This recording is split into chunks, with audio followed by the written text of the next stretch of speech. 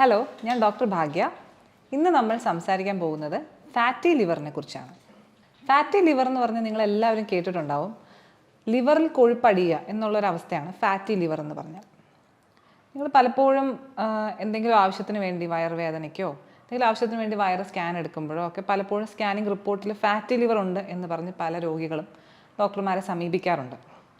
അല്ലെങ്കിൽ ചിലപ്പോൾ എന്തെങ്കിലും ആവശ്യത്തിന് വേണ്ടി മെഡിക്കൽ ചെക്കപ്പ് ചെയ്യുമ്പോൾ അവർ ലിവർ ഫങ്ഷൻ ടെസ്റ്റ് ബ്ലഡിൽ ചെയ്യുമ്പോൾ ഒരു അബ്നോർമാലിറ്റി കാണുന്നു, അതിനുവേണ്ടി ലിവറിൻ്റെ സ്കാൻ എടുക്കുന്നു. അങ്ങനെയൊക്കെയാണ് പൊതുവെ എല്ലാവരും ഫാറ്റി ലിവർ ഐഡൻറ്റിഫൈ ചെയ്യാറ്. എന്താണ് ഈ ഫാറ്റി ലിവർ? പേര് കേൾക്കുമ്പോൾ തന്നെ നമുക്ക് മനസ്സിലാവും. ഫാറ്റ് ലിവറിൽ അടിയുക, അക്യുമുലേറ്റ് ചെയ്യുക. ഫാറ്റ് ലിവറിൻ്റെ കോശങ്ങളിലേക്ക് അടിയുന്നതിനെയാണ് ഫാറ്റി ലിവർ എന്ന് പറയുന്നത്. അപ്പോൾ എന്തുകൊണ്ടാണ് ഇത് ഇത്ര ഒരു ആരോഗ്യ പ്രശ്നമായിട്ട് വരുന്നത്? കൊഴുപ്പ് സാധാരണയായിട്ട് നമ്മുടെ ശരീരത്തിൽ പല സ്ഥലങ്ങളിലും അടിയാറുണ്ട്. നമ്മുടെ സ്കിന്നിൻ്റെ താഴെ അടിയാറുണ്ട്. നമുക്ക് അമിത വണ്ണം ഉണ്ടാകുന്നതിൻ്റെ ഒരു മേജർ കാരണം എന്ന് പറഞ്ഞാൽ കൊഴുപ്പ് അടിയുക എന്നുള്ളതാണ്. ഈ പുറമെ അടിയുന്ന കൊഴുപ്പിനേക്കാളും അപകടകാരിയായ ഒരു കാര്യമാണ് നമ്മുടെ വിസറൽ ഓർഗൻസ്, അതായത് നമ്മുടെ ആന്തരിക അവയവങ്ങളിൽ കൊഴുപ്പടിയുന്നത്. അതിൽ പ്രധാനമായിട്ടും അടിയുന്ന ഒരു സ്ഥലമാണ് ലിവർ എന്ന് പറയുന്നത്.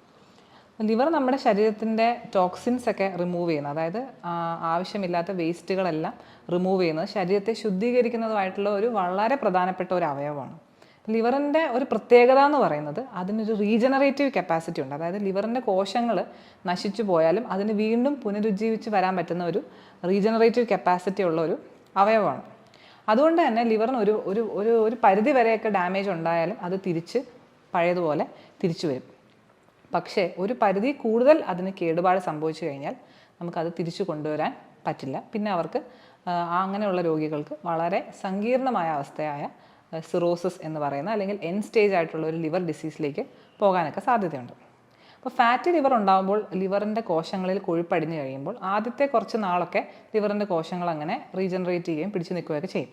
അപ്പോൾ ആ സമയത്ത് രോഗിക്ക് യാതൊരുവിധ ലക്ഷണങ്ങളും ഉണ്ടാവില്ല. ആ സമയത്താണ് നമ്മൾ വെറുതെ വേറെ എന്തെങ്കിലും കാര്യത്തിന് സ്കാൻ എടുക്കുമ്പോഴോ ബ്ലഡ് ടെസ്റ്റ് ചെയ്യുമ്പോഴോ ഒക്കെ നമുക്ക് ഫാറ്റി ലിവർ കണ്ടുപിടിക്കുന്നത്. അത് ഫാറ്റി ലിവർ കൊണ്ടുള്ള ഒരു രോഗലക്ഷണങ്ങളും രോഗിക്ക് ഉണ്ടാകത്തില്ല. പക്ഷെ കുറച്ചും കൂടെ കഴിയുമ്പോൾ ലിവറിൻ്റെ കോശങ്ങളൊക്കെ പതിയെ പതിയെ നശിക്കാൻ തുടങ്ങുമ്പോൾ കോശങ്ങളുടെ അകത്തിരിക്കേണ്ട ചില എൻസൈംസ് ഒക്കെ ബ്ലഡിലേക്കൊക്കെ വരാൻ തുടങ്ങും. അപ്പോഴാണ് ആ രോഗിക്ക് ലിവർ ഫങ്ഷൻ ടെസ്റ്റുകളിലൊക്കെ അബ്നോർമാലിറ്റി ഉണ്ടാകുന്നത്. അതിൻ്റെ AST, ALT അങ്ങനെയുള്ള ചില ലിവർ ഫങ്ഷൻ ടെസ്റ്റിലുള്ള ബ്ലഡിലുള്ള ചേഞ്ചസ് തുടങ്ങും. പക്ഷെ അങ്ങനെയുള്ള സ്റ്റേജിൽ പോലും നമുക്ക് കംപ്ലീറ്റ് ആയിട്ട് ഇതിനെ റിവേഴ്സ് ചെയ്യാൻ പറ്റും. കാരണം ഈ ലിവറിൻ്റെ കുറേ കോശങ്ങളൊക്കെ നശിക്കുന്നുണ്ടെങ്കിൽ പോലും അതിനൊക്കെ തിരിച്ച് വളരാനുള്ള സാഹചര്യം ഉണ്ട്. അപ്പോഴും മിക്ക രോഗികൾക്കും ഇതിന് യാതൊരു ലക്ഷണവും ഉണ്ടാവില്ല. ലിവർ ഫങ്ഷൻ ടെസ്റ്റുകളിൽ ഈ AST, ALT കൂടിയിരിക്കും എന്ന് മാത്രമേ ഉള്ളൂ, വേറെ ഒരു ലക്ഷണങ്ങളും ഉണ്ടാവില്ല. പക്ഷേ ഇതൊക്കെ കുറേ കാലം, ഒരു വർഷങ്ങളോളം ഇങ്ങനെ ചികിത്സിക്കാതെ പോയി വരുമ്പോഴാണ് ലിവറിൻ്റെ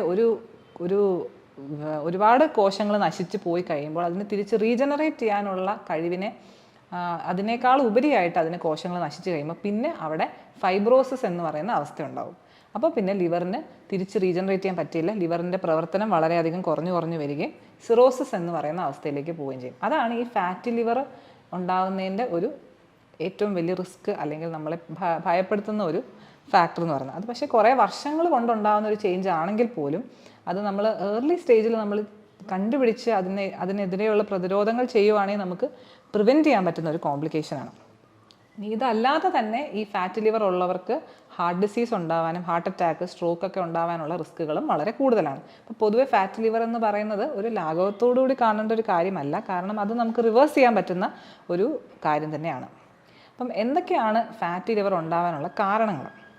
അപ്പം പ്രാഥമികമായിട്ട് നമ്മുടെ ഒരു സൊസൈറ്റിയിൽ നമ്മൾ പൊതുവെ കാണുന്നത് ഏറ്റവും കൂടുതൽ ലിവർ ഡിസീസ് കാണുന്നത് ആർക്കാണെന്ന് ചോദിച്ചാൽ മദ്യപാനികൾക്കാണ്. നമുക്ക് എപ്പോഴും കാണുമ്പോൾ തന്നെ മനസ്സിലാവും മദ്യപാനമാണ് ഈ ലിവർ ഡിസീസിൻ്റെ പ്രൈമറി കോസ് നമ്മുടെ സമൂഹത്തിൽ. അപ്പോൾ ഈ ഫാറ്റി ലിവറിൻ്റെയും പ്രൈമറി കോസ് മദ്യപാനം തന്നെയാണ്. ആൽക്കഹോൾ എന്ന് പറയുന്നത് ഒരു ലിവറിനുള്ളൊരു ടോക്സിനാണ്. അപ്പോൾ അതിൻ്റെ ആദ്യത്തെ സ്റ്റേജിൽ ലിവർ ആദ്യമേ തന്നെ ഫാറ്റി ആയിട്ടുള്ള ചേഞ്ചസ് ആണ് ലിവറിൽ ഉണ്ടാകുന്നത്. ഇപ്പോൾ ഫാറ്റി ലിവർ മദ്യപാനികൾക്ക് കോമൺ ആയിട്ട് കാണുന്നൊരു സാധനമാണ്. പക്ഷേ മദ്യപിക്കാത്ത ആൾക്കാർക്ക് തന്നെ വളരെ അധികം ഈയിടെയായിട്ട് ഇപ്പോഴത്തെ ഒരു നമ്മുടെ മാറിയ ഒരു ജീവിതശൈലിയിൽ നമ്മൾ കാണുന്നുണ്ട് മദ്യപിക്കാത്ത ആൾക്കാർക്ക്, അതുപോലെ തന്നെ പ്രത്യേകിച്ചും കൂടുതലായിട്ടും പെണ്ണുങ്ങൾക്കും ഒക്കെ ഫാറ്റി ലിവർ കാണുന്നുണ്ട്. അപ്പോൾ അതിൻ്റെ കാരണം മെയിനായിട്ടും നമ്മൾ അമിതവണ്ണം അല്ലെങ്കിൽ ഒബെസിറ്റി, അതായത് അമിതവണ്ണം അതിൻ്റെ ഒരു പ്രൈമറി കോസാണ്. നമ്മൾ ഫാറ്റി ലിവർ മദ്യപാനം ഇല്ലാത്തവർക്ക് വരുമ്പോൾ അതിനെ non alcoholic fatty liver disease എന്നാണ് പറയുന്നത്. അപ്പം മദ്യപിക്കാത്തവർക്ക് ഫാറ്റി ലിവർ വരുന്നതിൽ ഒരു 70% ആൾക്കാരും അമിതവണ്ണം ഉള്ളവരായിരിക്കും എന്നാണ് പഠനങ്ങൾ തെളിയിക്കുന്നത്. അപ്പം നമുക്ക് തന്നെ ആലോചിച്ചാൽ അറിയാം, നമ്മുടെ ശരീരത്തിൽ നമുക്ക് ആവശ്യമായിട്ടുള്ളതിനധികം നമ്മൾ എനർജി അല്ലെങ്കിൽ കാലോറീസ് നമ്മൾ ഉപയോഗിക്കുകയാണെങ്കിൽ, കാലോറീസ് അല്ലെങ്കിൽ എനർജി എന്ന് പറയുന്നത് നമ്മുടെ ഭക്ഷണത്തിൽ കൂടെ കിട്ടുന്നത് നമുക്ക് ഉപയോഗിക്കാൻ വേണ്ടിയുള്ളതാണ്. നമ്മൾ അത് അത്രയും ഉപയോഗിക്കുന്നില്ല എന്നുണ്ടെങ്കിൽ, അതായത് നമ്മൾ ഓടുകയും ചാടുകയും ഫിസിക്കൽ ആക്ടിവിറ്റി കൂടെ ഉപയോഗിക്കുന്നില്ല എന്നുണ്ടെങ്കിൽ ആ എക്സസ് ആയിട്ട് വരുന്ന എനർജി നമ്മുടെ ബോഡി ഡെഫിനറ്റ് ആയിട്ടും ഫാറ്റായിട്ട് മാറ്റി അത് എവിടെയെങ്കിലുമൊക്കെ സേവ് ചെയ്ത് വെക്കും, ഒരു ഭാവിയിലേക്ക് ഉപയോഗിക്കാം എന്നുള്ള രീതിയിൽ. അപ്പം അങ്ങനെ ഫാറ്റായിട്ട് സേവ് ചെയ്ത് വെക്കുന്നത് പൊതുവെ എല്ലാവർക്കും അമിതവണ്ണം ഉണ്ടാക്കും. അതേ സംഭവം തന്നെയാണ് ഈ ലിവറിലും സ്റ്റോർ ചെയ്ത് വെക്കുന്നത്. അപ്പോൾ അമിതവണ്ണം ഉള്ളവർക്ക് ഉറപ്പായിട്ടും ഫാറ്റി ലിവർ ഉണ്ടാകാനുള്ള സാധ്യത വളരെ കൂടുതലാണ്.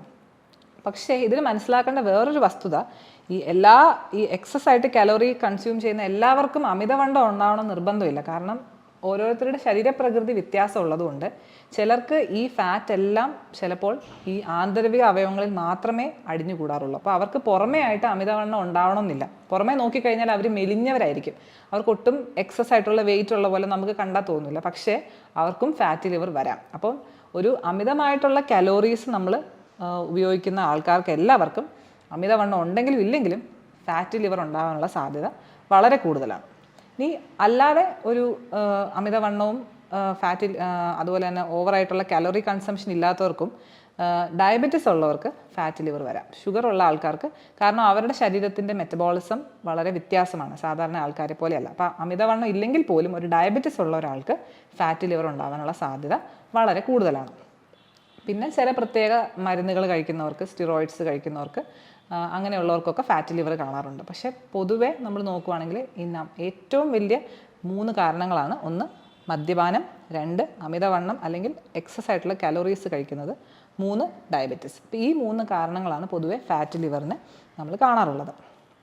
ഇനി എങ്ങനെയാണ് നമ്മൾ ഫാറ്റി ലിവർ ചികിത്സിക്കുക?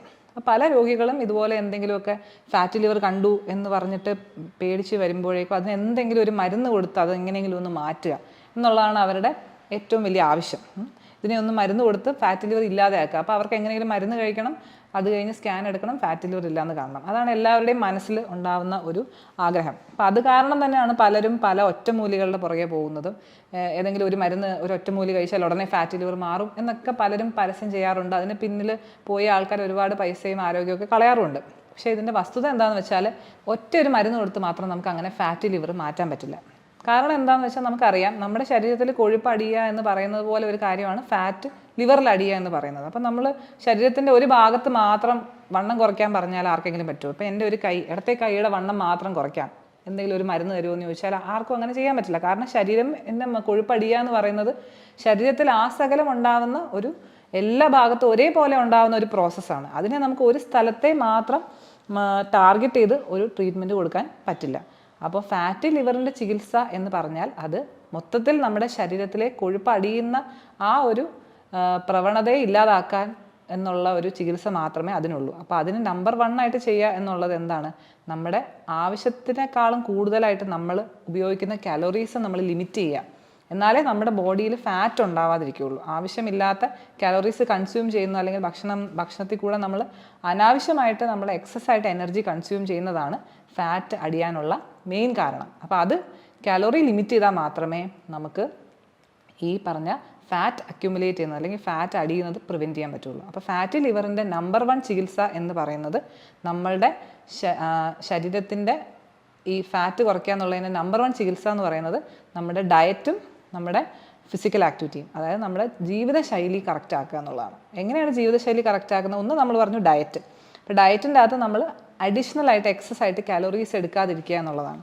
അപ്പോൾ നമുക്ക് എങ്ങനെയാണ് ഈ കാലോറീസ് എടുക്കാതിരിക്കാൻ, നമുക്ക് അതിനുവേണ്ടി ഡയറ്റീഷ്യനെ കാണണോ, ഡോക്ടറെ കാണണോ, അങ്ങനെയൊക്കെയുള്ള സംശയങ്ങളുണ്ടാവും എല്ലാവർക്കും. അപ്പോൾ പ്രാക്ടിക്കലായിട്ട് ചെയ്യാൻ പറ്റുന്നതിന് നമുക്കൊരു ഡയറ്റീഷ്യൻ്റെയോ ഡോക്ടറുടെയോ ഒന്നും സഹായം ഇല്ലാതെ തന്നെ നമുക്ക് നമ്മുടെ കാലോറി ട്രാക്ക് ചെയ്യാൻ പറ്റും. അതിന് നമുക്ക് ഒരുപാട് ആപ്ലിക്കേഷൻസ് ഒക്കെ ഇപ്പോൾ അവൈലബിൾ ആണ്. നമ്മളുടെ ഓരോരുത്തരുടെയും ഏജ്, അതുപോലെ നമ്മുടെ ജെൻഡർ, നമ്മൾ മെയിലാണോ ഫീമെയിലാണോ, അതുപോലെ നമ്മൾ എന്തുമാത്രം ഫിസിക്കൽ ആക്ടിവിറ്റിയിൽ എൻഗേജ് ചെയ്യുന്നുണ്ട്. അപ്പോൾ ഈ 3 കാര്യങ്ങൾ വെച്ചിട്ട് നമുക്ക് ഒരു ദിവസം ആവശ്യമുള്ള കാലോറി എത്രയാണ്, നോർമലായിട്ടുള്ള ഒരാൾക്ക് എത്ര കാലോറീസാണ് ഒരു ദിവസം ആവശ്യം എന്നുള്ളത് നമുക്കതിൽ നിന്ന് ആ ആപ്പ് വഴി നമുക്ക് കാൽക്കുലേറ്റ് ചെയ്തെടുക്കാൻ പറ്റും. നമുക്ക് തന്നെ ചെയ്യാവുന്നതേ ഉള്ളൂ. അപ്പോൾ അങ്ങനെ ഒരു ദിവസം ഇത്രയും കാലോറീസ് ആണെന്ന് അറിഞ്ഞു കഴിഞ്ഞാൽ അതാണ് നമ്മുടെ ടാർഗറ്റ്. അപ്പം നമ്മളിപ്പം കഴിച്ചുകൊണ്ടിരിക്കുന്നത് എന്തുമാത്രം കാലറിയാണെന്ന് നമ്മൾ ആദ്യം ട്രാക്ക് ചെയ്യണം. അപ്പോൾ അതിനകത്ത് നമുക്ക് ആപ്ലിക്കേഷൻ്റെ അകത്ത് നമ്മുടെ കേരളത്തിൽ നമ്മൾ കഴിച്ചുകൊണ്ടിരിക്കുന്ന ഓരോ ഭക്ഷണങ്ങളും നമുക്ക് അതിൽ എൻ്റർ ചെയ്യാൻ പറ്റും. അപ്പോൾ നമ്മൾ രാവിലെ എഴുന്നേറ്റിട്ട് 2 ഇഡ്ഡലി കഴിച്ചു, ഒരു ചായ കുടിച്ചു, അപ്പോൾ അത് 1 കപ്പ് ചായ കുടിച്ചു, 2 ഇഡ്ഡലി കഴിച്ചു, ഒരു ബൗൾ ചമ്മന്തി കഴിച്ചു. ഉച്ചയ്ക്ക് നമ്മൾ ഒരു ബൗൾ ചോറ് കഴിച്ചു, ഒരു പയർ കഴിച്ചു. അപ്പോൾ ഇന്ന സാധനങ്ങൾ കഴിക്കുമ്പോൾ അത് എത്ര കാലറീസ് ആണെന്നുള്ള ഓട്ടോമാറ്റിക്കലി അതിലേക്ക് നമുക്ക് എൻ്റർ ചെയ്യാൻ പറ്റും. അപ്പം അങ്ങനെ നമ്മളിപ്പോഴത്തെ നമ്മൾ എന്താണ് കഴിക്കുന്നത് അത് കറക്റ്റായിട്ട് ഒരു ദിവസം നമ്മൾ 1-2 ദിവസം നമ്മൾ ട്രാക്ക് ചെയ്ത് നോക്കിക്കഴിഞ്ഞാൽ നമ്മൾക്കറിയാൻ പറ്റും നമ്മൾ എടുക്കുന്ന ഈ കാലറീസ് നമുക്ക് ആവശ്യത്തിനുള്ളതിനേക്കാളും എന്തുമാത്രം കൂടുതലാണ് എന്നുള്ളത്. അപ്പം അങ്ങനെ നമ്മൾ ട്രാക്ക് ചെയ്ത് മനസ്സിലാക്കി കഴിഞ്ഞാൽ നമുക്ക് ഓരോ രീതിയിൽ നമുക്ക് ഏറ്റവും കൂടുതൽ കാലറി ഉള്ള സാധനങ്ങൾ എന്താണെന്ന് നമുക്കതിൽ എൻ്റർ ചെയ്യുമ്പോൾ തന്നെ മനസ്സിലാവും. അപ്പോൾ നമുക്കതിനെ ഇപ്പം എണ്ണം കുറയ്ക്കാം. നമുക്ക് ഇഡ്ഡലി കഴിക്കുന്ന 4 ഇഡ്ഡലി കഴിച്ചുകൊണ്ടിരുന്ന ആൾക്ക് വേണമെങ്കിൽ 3 ഇഡ്ഡലി ആക്കി കുറയ്ക്കാം. അടുത്ത ദിവസം നമുക്ക് ചോറിൻ്റെ അളവ് 2 ബൗൾ എന്നുള്ളത് 1 ബൗളാക്കാം. അങ്ങനെ നമുക്ക് തന്നെ കുറച്ച് നമ്മളുടെ ആവശ്യത്തിനുള്ള കാലറി എത്രയാണോ അതിലേക്ക് കൊണ്ടുവരാനായിട്ട് ശ്രമിക്കാൻ പറ്റും. അപ്പം അങ്ങനെ കുറയ്ക്കുന്നതാണ് കാലറി ട്രാക്കിങ്ങിൻ്റെ ഒരു ഉദ്ദേശം എന്ന് പറയുന്നത്. അങ്ങനെ കാലറീസ് കുറയ്ക്കുമ്പോൾ നമ്മൾ മനസ്സിൽ വെക്കേണ്ട 3 കാര്യങ്ങളുണ്ട്. നമ്മൾ കുറയ്ക്കുമ്പോൾ മാക്സിമം നമ്മൾ പ്രോട്ടീനുള്ള സാധനങ്ങൾ അധികം കുറയ്ക്കാതിരിക്കുക. നമുക്ക് ആവശ്യത്തിന് പ്രോട്ടീൻ നമ്മുടെ ശരീരത്തിൻ്റെ മസിൽസിന് വേണ്ടിയും അതുപോലെ തന്നെ രോഗപ്രതിരോധ ശേഷിക്കുമൊക്കെ വളരെ ആവശ്യമാണ്. അപ്പോൾ പ്രോട്ടീനുള്ള സാധനങ്ങൾ എന്ന് പറഞ്ഞാൽ നമ്മുടെ പയറ് വർഗ്ഗങ്ങൾ, പയറ്, പരിപ്പ്, കടല, അങ്ങനത്തെ പയറ് വർഗ്ഗങ്ങൾ, അതുപോലെ പാല്, മുട്ട, അതുപോലെ തന്നെ മീറ്റ് എന്ന് പറഞ്ഞാൽ ചിക്കനോ അല്ലെങ്കിൽ ബീഫോ അങ്ങനത്തെ മീറ്റുകളൊക്കെ. അപ്പം കുറയ്ക്കുമ്പോൾ നമ്മൾ ആദ്യമേ തന്നെ ധാന്യങ്ങളാണ് കുറയ്ക്കേണ്ടത്. അതായത് ഇഡ്ഡലിയോ ദോശയോ പുട്ടോ ചോറോ അതാണ് ആദ്യം കുറയ്ക്കേണ്ടത്. അല്ലാതെ പ്രോട്ടീൻ ആദ്യമേ നമ്മൾ കുറയ്ക്കരുത്. പ്രോട്ടീൻ മാക്സിമം നമ്മൾ അവസാനമേ കുറയ്ക്കാവുള്ളൂ. രണ്ടാമത്തെ കാര്യം നമ്മുടെ പഴങ്ങളും പച്ചക്കറികളും അതിനെ നമ്മൾ കുറയ്ക്കാൻ പാടില്ല. കാരണം അതിൻ്റെ അകത്തുള്ള വൈറ്റമിൻസ്, മിനറൽസ് ഒക്കെ നമുക്ക് വളരെയധികം ആവശ്യമാണ്. അതിനകത്തുള്ള ഡയറ്ററി ഫൈബർ നമുക്ക് വളരെയധികം ആവശ്യമാണ്. അതുകൊണ്ട് നമ്മുടെ ഫ്രൂട്ട്സും വെജിറ്റബിൾസും പ്രോട്ടീനും ഈ 3 കാര്യങ്ങൾ നമ്മൾ ലിമിറ്റ് ചെയ്യാൻ ആദ്യമേ ശ്രമിക്കരുത്. കാലറി ലിമിറ്റ് ചെയ്യുമ്പോൾ നമ്മൾ ധാന്യങ്ങളാണ് കൂടുതൽ ധാന്യങ്ങളും അതുപോലെ തന്നെ കൊഴുപ്പുള്ള സാധനങ്ങളും. മൂന്നാമതായിട്ട് വെള്ളത്തിൻ്റെ അളവ് നമ്മൾ ആവശ്യത്തിന് വെള്ളം കുടിക്കണം. 1 ലിറ്ററിൽ മുകളിൽ 1-2 ലിറ്റർ വെള്ളം ഒരു ദിവസം ഡെഫിനറ്റായിട്ടും കുടിച്ചിരിക്കണം. അപ്പോൾ ഈ 3 കാര്യങ്ങൾ ശ്രദ്ധിച്ചുകൊണ്ട് നമുക്ക് തന്നെ സ്വയമായിട്ട് നമുക്ക് കാലറീസ് ട്രാക്ക് ചെയ്യുകയും അതനുസരിച്ച് കാലറി ആവശ്യത്തിന് ലിമിറ്റ് ചെയ്യുകയും ചെയ്യാം. അപ്പോൾ ഈ ഡയറ്റിൽ നമ്മൾ ഈ കാര്യങ്ങൾ ഫോളോ ചെയ്യുന്നതിൻ്റെ കൂടെ തന്നെ നമ്മൾ കുറച്ചും കൂടെ നമ്മുടെ ഫിസിക്കൽ ആക്ടിവിറ്റി കൂട്ടണം. കാരണം നമ്മൾ ഭക്ഷണത്തിനകത്ത് ഒരുപാട് കാലറീസ് കുറച്ച് കഴിയുമ്പോൾ നമ്മുടെ ശരീരം തന്നെ നമുക്കൊരു കിട്ടുന്ന അളവ് കുറയുമ്പോൾ ശരീരത്തിന് പെട്ടെന്ന് ഒരു മെറ്റബോളിസത്തിലൊരു വ്യത്യാസം വരും. അപ്പോൾ ശരീരം എന്ത് ചെയ്യുമെന്ന് വെച്ചാൽ കിട്ടുന്ന പോഷകങ്ങളൊക്കെ സ്റ്റോർ ചെയ്ത് വെക്കാൻ ശ്രമിക്കും. അപ്പോൾ നമ്മൾ ഭക്ഷണം കുറയ്ക്കുന്നതനുസരിച്ച് നമ്മൾ കൂടുതൽ ഫിസിക്കൽ ആക്ടിവിറ്റിയും കൂടെ കൂട്ടുക. അതായത് നമ്മൾ ഒരു ദിവസം ഒരു അരമണിക്കൂറെങ്കിലും നടക്കുകയോ ഓടുകയോ അങ്ങനെയുള്ള എന്തെങ്കിലും ഒരു എക്സസൈസും കൂടെ ചെയ്താലേ നമ്മൾക്ക് ഈ കൊഴുപ്പടിയുന്ന പ്രക്രിയയിലേക്ക് നമുക്ക് ഒരു സ്റ്റോപ്പ് ഉണ്ടാക്കാൻ പറ്റുള്ളൂ. അപ്പം ഫസ്റ്റായിട്ട് നമ്മൾ ഫാറ്റ് ലിവറിന് വേണ്ടി ചെയ്യേണ്ട കാര്യം ഇതാണ്. നമ്മുടെ ഡയറ്റും നമ്മുടെ ഫിസിക്കൽ ആക്ടിവിറ്റിയും നമ്മൾ നന്നായിട്ട് കറക്റ്റ് ആക്കണം. അതാണ് ഒന്നാമത്തെ കാര്യം. രണ്ടാമത്തെ ചികിത്സ എന്ന് പറഞ്ഞാൽ നമ്മൾ മദ്യപാനം ഒഴിവാക്കുക എന്നുള്ളതാണ്. അത് നമ്പർ 1. അത് വളരെ ഇമ്പോർട്ടൻ്റ് ആണ്. നമ്മൾ ഇനിയിപ്പോൾ ഫാറ്റ് ലിവർ ഉണ്ടായ ഒരു വ്യക്തിക്ക് നമ്മൾ മദ്യപിച്ചുകൊണ്ടിരുന്നു കഴിഞ്ഞാൽ അത് കൂടുതൽ പ്രശ്നങ്ങൾ ഉണ്ടാക്കുകയും പെട്ടെന്ന് തന്നെ ലിവർ സിറോസിസിലേക്ക് പോകാൻ സാധ്യത ഉണ്ടാക്കുകയും ചെയ്യുന്നു. അതുകൊണ്ട് മദ്യപാനം ഒഴിവാക്കുക. അതിൻ്റെ കൂടെ തന്നെ പുകവലിയും ഇതിനൊരു ഫാറ്റ് ലിവർ കൂട്ടാനുള്ളൊരു കാരണമാണ്. അപ്പോൾ മദ്യപാനം, പുകവലി എന്നത് ഒഴിവാക്കുക. അതാണ് രണ്ടാമതായിട്ട് ചെയ്യാനുള്ളത്. മൂന്നാമത്തെ കാര്യം ഞാൻ ഓൾറെഡി പറഞ്ഞു, ഷുഗർ ഉള്ളവർക്കാണ് കൂടുതലും ഫാറ്റ് ലിവർ കാണുന്നത്. കാരണം അവരുടെ ബോഡിയിലെ മെറ്റബോളിസം കൂടുതലും ഫാറ്റ് അടിയാനുള്ള ഒരു ടെൻഡൻസിയിലേക്ക് പോകുന്ന ആൾക്കാരാണ്. അതുകൊണ്ട് നിങ്ങൾക്ക് ഷുഗർ ഉള്ളവരാണെങ്കിൽ ഡെഫിനറ്റായിട്ടും ഷുഗർ നന്നായിട്ട് കൺട്രോൾ ചെയ്യുക. അപ്പോൾ നമ്മൾ ഈ പറഞ്ഞ ഡയറ്റും നമ്മുടെ ഫിസിക്കൽ ആക്ടിവിറ്റിയും ഒക്കെ തന്നെ ഷുഗർ കൺട്രോൾ ചെയ്യാൻ നമ്മളെ സഹായിക്കും. അതുകൂടാതെ തന്നെ നിങ്ങൾ ട്രീറ്റ്മെൻറ്റ് എടുക്കുന്നവരാണെങ്കിൽ കറക്റ്റായിട്ട് ഇൻസുലിനും മരുന്നുകളും കഴിക്കുകയും ഭക്ഷണ ക്രമീകരണങ്ങളിലൂടെയൊക്കെ ഷുഗർ നന്നായിട്ട് കൺട്രോൾ ചെയ്യുന്നതും ഈ ഫാറ്റി ലിവർ കൂടാതിരിക്കാനുള്ളൊരു വളരെ നല്ലൊരു കാര്യമാണ്. പിന്നെ നമുക്ക് അമിതമായിട്ട് കൊളസ്ട്രോൾ ഉള്ള ആൾക്കാരാണെങ്കിൽ, പ്രത്യേകിച്ചും LDL കൊളസ്ട്രോളൊക്കെ 190-ന് മുകളിലൊക്കെ ഉള്ള ആൾക്കാരാണെങ്കിൽ ഡെഫിനറ്റായിട്ട് ഒരു ഡോക്ടറുടെ നിർദ്ദേശത്തിനോട് കൂടെ തന്നെ നിങ്ങൾ കൊളസ്ട്രോൾ കുറയ്ക്കാനുള്ള മെഡിക്കേഷൻ എടുക്കുന്നതും ഇതിന് സഹായകരമാണ്. ചില ആൾക്കാരിൽ ഷുഗറും കൊളസ്ട്രോളും ഒന്നും ഇല്ലാതെ തന്നെ ഫാറ്റ് ലിവർ ഉണ്ടാകുന്ന ചില ആൾക്കാർക്ക് പലപ്പോഴും വൈറ്റമിൻ E സപ്ലിമെൻറ്റ്സ് കൊടുക്കാറുണ്ട്, ഡോക്ടർമാർ കൊടുക്കാറുണ്ട്.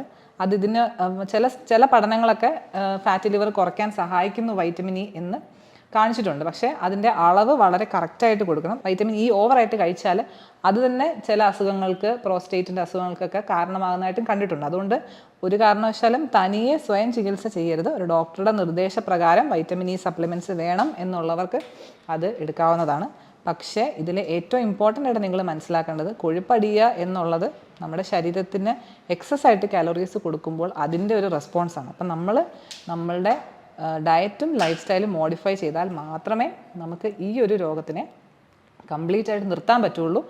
അതങ്ങനെ നിർത്തിക്കഴിഞ്ഞാൽ നമുക്ക് ഭാവിയിലേക്ക് ഉള്ള നമ്മുടെ ലിവറിൻ്റെ ആരോഗ്യത്തിനെ നമുക്ക് വളരെയധികം ഹെൽപ്പ് ചെയ്യാൻ പറ്റും. അത് സിറോസിസോ അങ്ങനെയുള്ള സങ്കീർണതകളിലേക്ക് പോകുന്നതിന് മുമ്പ് തന്നെ നമുക്കതിനെ പിടിച്ചു കെട്ടാൻ പറ്റും. അപ്പോൾ ഈ പറഞ്ഞ കാര്യങ്ങൾ ചെയ്യുന്നതോടുകൂടി നമുക്ക് ഫാറ്റി ലിവർ നന്നായിട്ട് തടഞ്ഞു കഴിഞ്ഞാൽ അതിൻ്റെ കൂടുതൽ സങ്കീർണതകളായ ഫൈബ്രോസിസിലേക്കും സിറോസിസിലേക്കും പോകുന്നത് നമുക്ക് തടയാൻ പറ്റും. അതുകൊണ്ട് നിങ്ങളെല്ലാവരും ഏർലി സ്റ്റേജിൽ തന്നെ ഇതിനെ തിരിച്ചറിയുകയും അതിനെ പ്രതിരോധിക്കുകയും ചെയ്തു കഴിഞ്ഞാൽ നമ്മുടെ ലിവറിൻ്റെ ആരോഗ്യം നമുക്ക് സംരക്ഷിക്കാൻ പറ്റും. നന്ദി.